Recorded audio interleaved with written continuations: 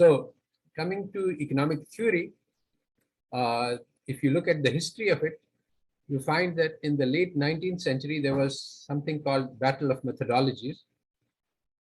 And the original approach to economics, which is historical and qualitative, was replaced by the quantitative and scientific approach. This was a big mistake because the idea that you can apply science to economics means that there are some universal laws of economics which apply to all societies across time and place. And this is just absurd. It is a foolish idea. The laws of economics for Pakistan are not the same as laws of economics for Turkey. And they're not the same as laws of economics for England, and not the same as the laws of economics for Nigeria. Each country has its own history and its own circumstance, but economic theory pretends falsely that there are some mathematical laws which you can apply to study Nigeria and Pakistan and France and England. And these laws are the same in the 19th century and in the 20th century and in the 21st century. This is just a wrong idea, but this is the basis of modern economics. So actually this idea is so crazy that I was led to think about how can intelligent people believe such crazy ideas which are completely in conflict with what we see in the world around us. So for example, at Stanford University, we studied models of economics which were completely crazy, which made no sense at all. For example, the trade theory model we studied assumes that both countries have exactly the same technology. This is not true. The finance theory models assume that the stock markets behave rationally, even though the global financial crisis proves otherwise. So the question is, how can intelligent people believe such crazy theories? So to study this, we have to go into the history of how the Western people, how European people started thinking these thoughts. And this history I have described in other articles, but basically the enlightenment of Europe, the Renaissance or the rebirth, took place after the European barbarians conquered Islamic advanced civilization, which was degenerate. And then they translated millions of books. So it was basically the light of Islam which spread through Europe and ended their dark ages. But this new knowledge was in conflict with what they knew before, the Catholic Church.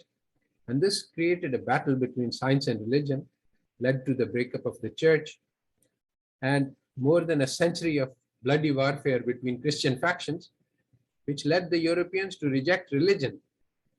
And they lost faith in Christianity. And so they needed to create another body of knowledge to replace Christianity. So one of the problems that arose was that what you can call the trauma of loss of faith. Everybody had believed in Europe that Christianity is the one true religion. And now it turned out, so people thought that this is all wrong. So something that everybody believes for sure can prove to be wrong. So they built a new theory of knowledge in which they said we will only trust what we can touch and what we can see. And so this new theory of knowledge, this epistemology, is built on the idea that there is no one watching, no one cares. There is no justice in this universe. Nothing matters. This universe was created by an accident and will end in an accident. So this is what logical positivism, the philosophy that emerged in the 20th century, is based on. It says that knowledge must be built on what we can touch and see and reason, observations and logic.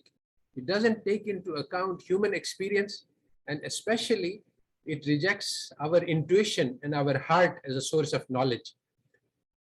The Quran says that, have they not hearts by which to reason and ears by which to hear? So our hearts also can think, And Allah Ta'ala says that it is not the eyes that are blind, but the hearts that are blind. And this is exactly what the Western intellectual tradition does. It blinds the heart, and that is what makes this knowledge very deadly and dangerous, because there is no heart in it. It is heartless knowledge.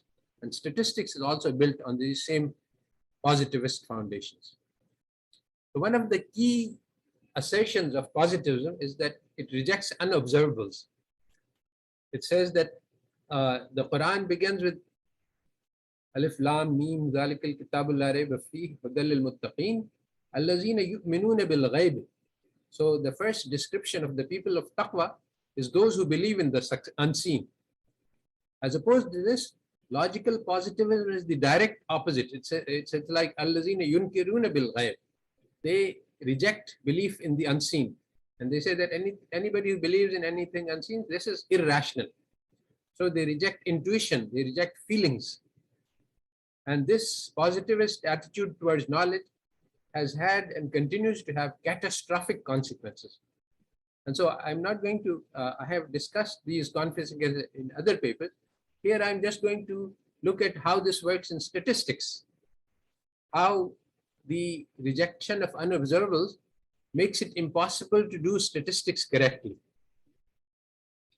So first, a more general problem is that the Western philosophers have been arguing about what is this thing called science for centuries without coming to an answer. There's this famous textbook by Chalmers called What is this thing called science? And he discusses in 12 different chapters, a dozen different theories about what science is, and he comes to the conclusion nobody knows what science is. And there's a reason for this. The scientific method was invented by Ibn al-Haytham around 1000 AD. And basically, science is about using the observations, the ayatullah, to discover the hidden reality.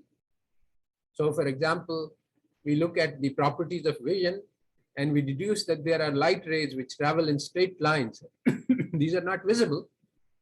So we see through the appearances to the hidden reality. So for example, you see the falling apple and you deduce the existence of gravity, and you see this beautiful universe and you discover, you deduce the existence of creator. Now, this type of logic is not accepted by Western intellectuals because it is not certain. You make a guess about what the reality is, but because it's hidden, you can never be sure.